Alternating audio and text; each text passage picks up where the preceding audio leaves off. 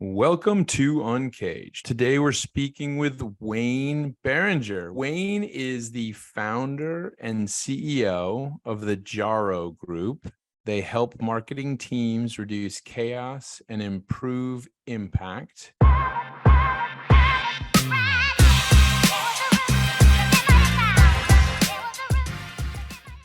And we'll talk about all the work that they do as really change leadership training, coaching, and organizational design for marketing teams in transformation. But before we get into that, Wayne, let's talk a little bit about you and your career. Yeah, well, it's great to be here, first of all. My career has been in marketing, advertising, PR, design agencies forever. I started out as an intern with the U.S. Olympic Committee in college. And then my last job before starting this company was leading a big turnaround with Boeing's big, large internal creative agency from 2013 to 2020. So I've always had this background and this sort of view of how the technicians and the brilliant people that work in design and writing and creative and PR and communications are so good at their craft. And they're so good and they love it so much that oftentimes we see that they may or may not be leading their teams to get maximum benefit out of that craft from others. Yeah. So you've done it for large organizations. I mean, Boeing, wow, what a huge operation that is.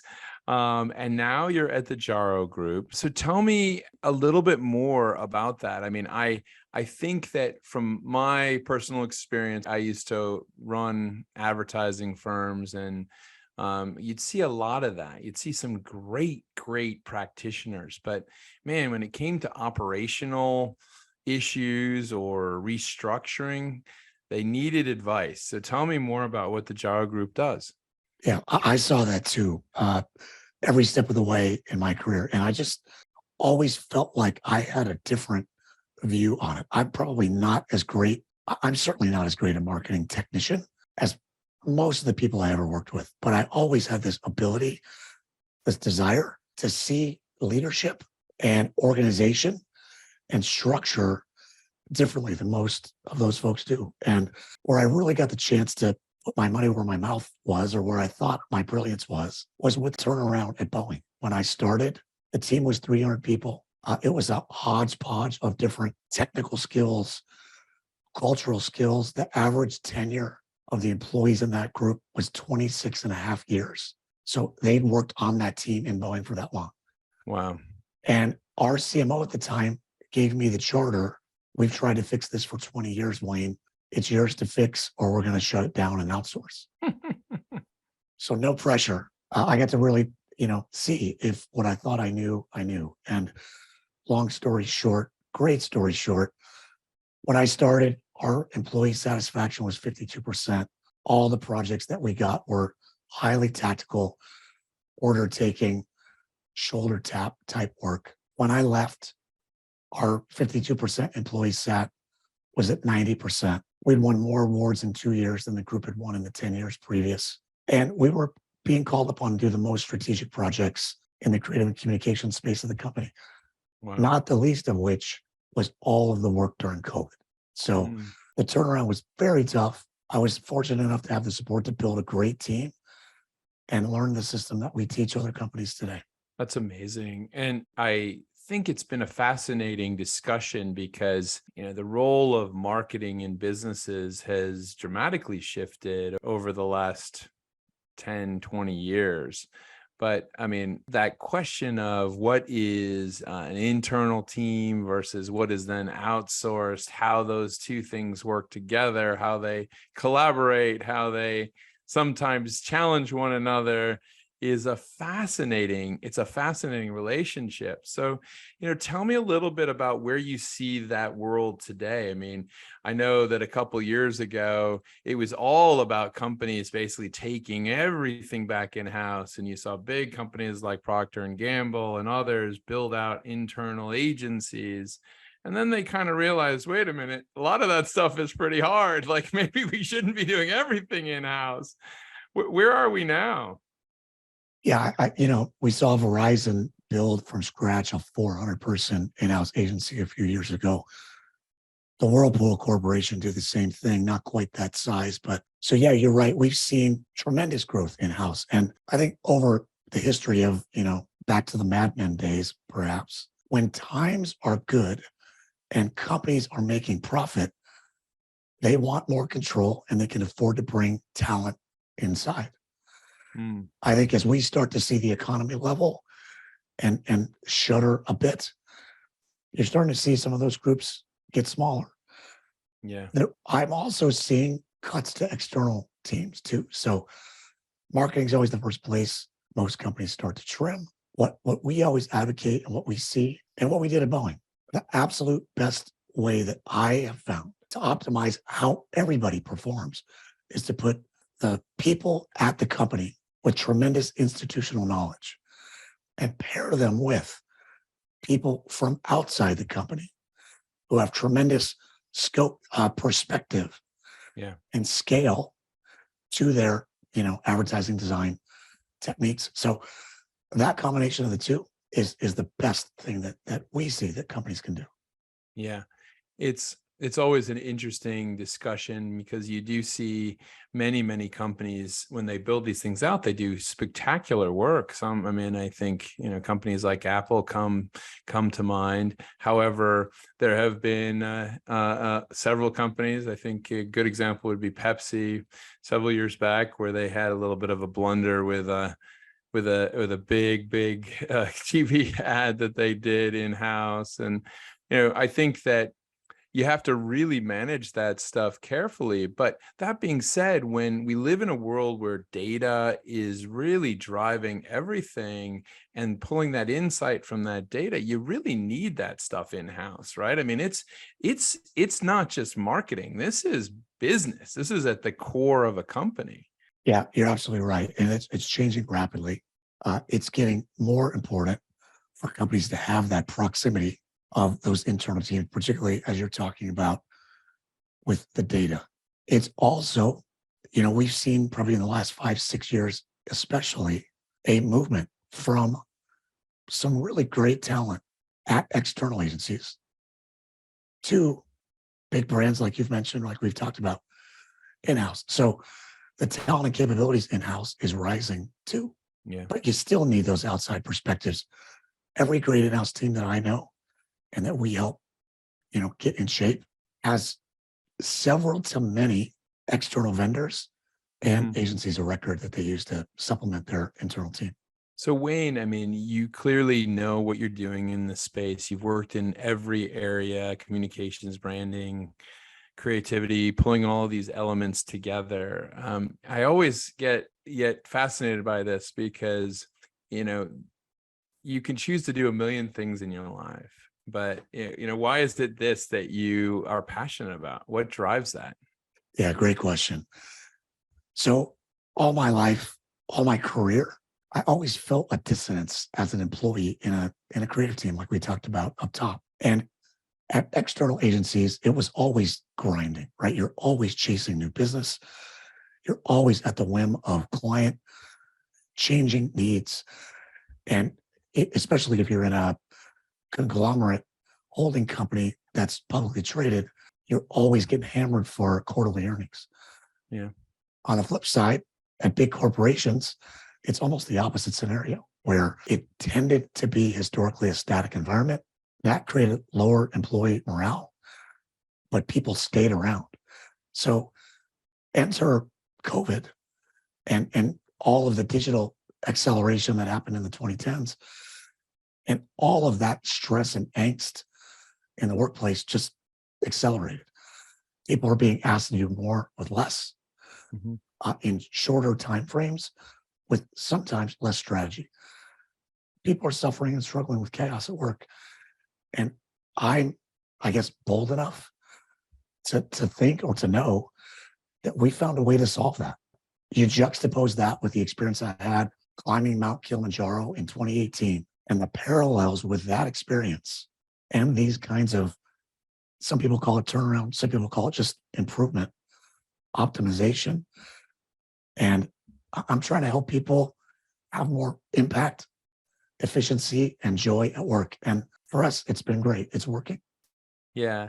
I think, it's, I'm glad that you mentioned the Kilimanjaro experience. Thus, for all listeners, that's why it's the Jaro Group. But with an experience like that, to do anything on that magnitude requires really kind of tip-top operational organization and thinking and making sure that you can kind of get all these things to run. It also kind of puts everything into perspective, right? Like, if we can do that, I think we can solve, how we do press releases. Exactly. 100%. So, Wayne, as you look out towards the near future, I mean, here we are once again in an interesting business landscape and economic cycle. What are your thoughts of the near future? Yeah, well, I think, we know if you read Harvard Business Review or Fast Company or any of these publications that talk about corporate initiatives, corporate improvement, transformations, particularly in the US, 80% of those efforts fail. A small initiative where we're just trying to improve a simple process to a 300-person transformation, 8 out of 10 fail. They fail for some really straightforward and common reasons. One, leaders don't spend the time on the effort of the future as they do on the day-to-day 200 emails a day and 9 hours of Zoom calls. Two, they're not leading as a result of that lack of time or that lack of an ability to own their calendar is the real way to look at it. On the flip side, you have a mountain like Kilimanjaro, which when I first was asked to go, I was intimidated by that too. Like, I can't do that. Like, that's 19,000 feet in the middle of Africa. 80% of the people that attempt to climb Kilimanjaro succeed. Wow. Why is that? Right? It's the exact opposite. You have to have a guide to climb Kilimanjaro. It's a national law in Tanzania. We try to do corporate change on our own, and corporate change is not day-to-day work. Two, I talked about leaders setting time aside. You said it a minute ago, to climb a mountain like that, you have to put a plan together and set the time aside to train to achieve that objective. And then the third thing is, yes, both are really difficult to do. But when you stand at the top of either mountain, realistically or figuratively, to see the landscape, to see the sunrise over the entire East African continent, to see your team happy again, to see your CMO supportive of what you're trying to do, to have your relationship with your external firm really locked in. The feeling for that, the value of that is indescribable. So where do I see it going? I see more and more teams ready and willing to dip their toe in the water and really understand, yep, it's hard to do some transformation, but it is not impossible. Yeah. If you take a few of the right steps, like you said, anybody can do it. Wayne, I think you are very inspirational in that regard. I absolutely think that companies do need to embrace this. One of the topics that's first and foremost for me is what's happening in the AI or machine learning space. And I really think that the area that you're focused on, which is really helping these organizations design their marketing transformation, they're not thinking about AI enough. They're experimenting with it, but they don't really. They're not really thinking about how to train their people. They're not thinking about how to redesign a whole marketing organization with AI in mind. It's quite a miss. I don't know if you're seeing that. We're seeing in a couple of our clients today, we're seeing them start to experiment with AI. But I think the other thing we're seeing is a reticence, especially with creative teams, born out of a fear that AI is going to, shut the organization down and take their roles. Yeah. So it's that push-pull that I think we're just in that sort of beginning stages of.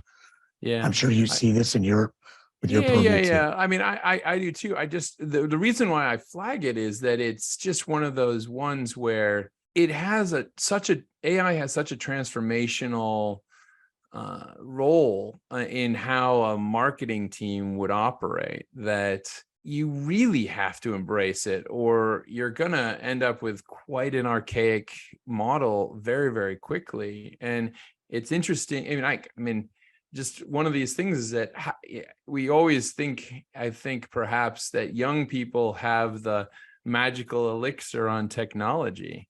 But the challenge is that in an AI world, all those roles that would have gone to young people in a marketing team, I mean, you don't need young people to touch up photos anymore, right? You don't need people to spell check a press release, right? You really need people that are thinking. So it then challenges those younger people to think faster, quicker.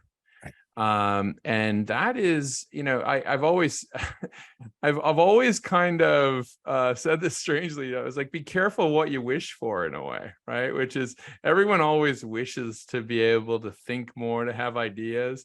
And then when they're presented a situation where, okay, all the mundane work is out the door, now you have to be brilliant, they realize that maybe not all of them are brilliant. It's not so easy. 100%. Yeah, no, I definitely see that. And, we talked earlier about, I think that one of the other reasons AI is not being adopted, especially in-house, outside of what we have already discussed, is leaders don't have the time, or they're not taking the time to look in the future and map and chart the course. Yeah. They feel like they're prisoners of their calendar. Their calendar owns them. And we're talking about AI and the future of, sort of robotics and intelligence and all that stuff.